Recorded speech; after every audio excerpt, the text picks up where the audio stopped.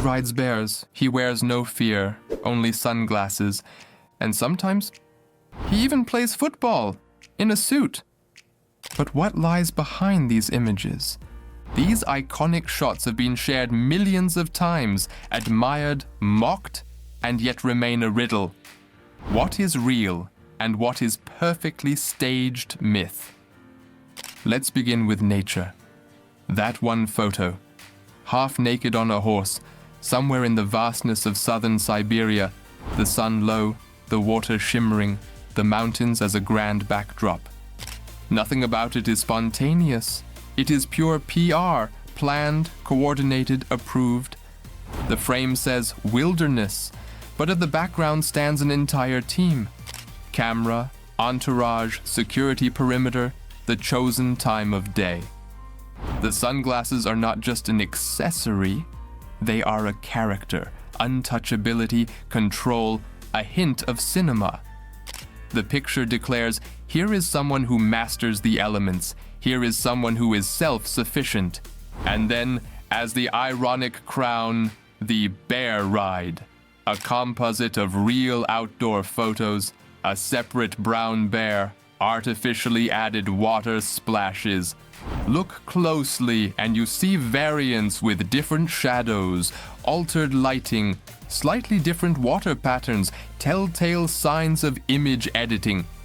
Yet, precisely these inconsistencies make the motif immortal. The internet picks it up, turns it into memes, exaggerates the exaggeration. The pose of invulnerability flips into a pose of ridicule and survives both. It works as worship and as satire. The more absurd, the more quotable, the more unrealistic, the truer it feels in terms of the figure. But staging is more than muscles and wilderness. There is also choreographed closeness. A judo demo in a dojo, soft mats, white G's, a child with a yellow belt. The guest of honor explains, grabs, allows himself to be thrown. The scene feels friendly, instructive, traditional. Proximity to sport, discipline, humility before rules, all of that packed into one clean uchimata, into a step, into a grip. And of course, into the gesture of letting oneself be thrown. Whoever allows himself to fall shows sovereignty. Whoever smiles while falling shows the highest degree of it. The photo freezes the moment just before the body touches the ground. Right where respect, control, and humanity merge. Children in pictures are a rhetorical tool. They soften. They frame hardness with warmth. Media love to pick that up because it looks unpolitical, although it is highly political. Here, authority is linked with gentleness. A few years later, football in a suit, World Cup, a sports event as an official side program, handshake, a symbolic pass, a shot, a photo set. The ball is secondary. The tie is primary.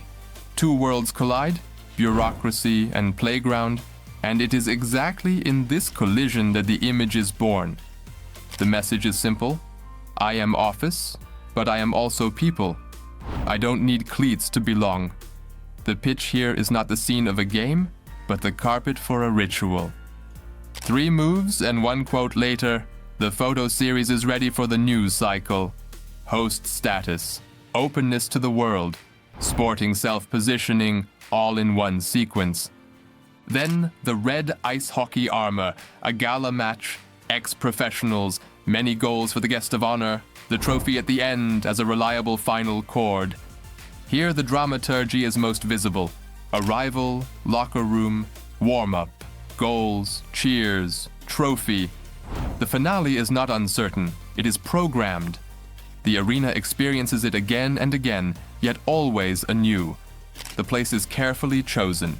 Sochi, the winter legacy, the shine of the Olympic infrastructure, a backdrop that signals modernity and endurance. The trophy is taken in the arms, a pause, a look into the cameras. It's the hero shot. Usable for the sports pages, usable for the politics sections. One image, 2 markets. Among all these sporting poses lies the motif of compassion. The white coat at the hospital bed, a quiet ward corridor, medical staff in the background, light without shadows, no effects. The protocol is strict and at the same time invisible. Handshake, eye contact, inquiry about condition, one sentence about the performance of the healthcare system. These are images that depict responsibility, not scrutinize it. They say, someone went there, and sometimes that is enough. Places, dates, diagnoses recede. The gesture remains in the foreground. The picture promises capacity for action, sober, factual, untouchable. And then the softest variant, snow, dogs, a private residence near the capital. It is officially released and yet privately staged. An Akita, a state gift from Japan, and a large livestock guardian dog from southeastern Europe leap through deep snow. The sports jacket in clear colors, the laughter, the carefree physicality. In captions, the dogs' names appear, sometimes Yume, sometimes Buffy. Names are anchors. They personalize the impersonal. They draw the big picture into the small, familiar world of pets. The narrative, even the tough man is tender. Even the lone wolf has a pack. Observe the repetition. Riding, fishing, hiking, football, judo, ice hockey, hospital, snow, dogs. Each motif seems to tell something different. In truth, they all tell the same. Control. Control over body, nature, sport, feeling. Variation is a service to the public. The constant is a message to them. Trust the figure, not the situation. The figure remains. The situation changes. Notice the micro details, shadow lines that don't match the sun, water splashes that don't quite obey gravity, background mountains that vary slightly in series, although the narrative says one day, one place. In the hospital motif, the matte light that neutralizes skin tones without reflections, seriousness without dramatic highlights. In the ice hockey shots, the camera position that aligns trophy and face in one axis. In the suit football kick, the photo edge with fans blurred in the background but recognizable, signaling social embedding. These technical details are the grammar of staging. Those who can read them understand the tone.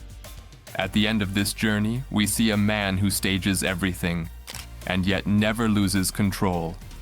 A myth repeated so often until repetition sounds like truth. An image apparatus that sustains itself because we love it, hate it, parody it, celebrate it. The decisive question remains. Does this figure receive the recognition it deserves, or the criticism it fears? That depends on us. On us, football fans. On us, media. On us, who keep clicking these pictures. On my channel, we take a close look at the story behind the photo. If these kinds of deep stories grab you, stay tuned and subscribe.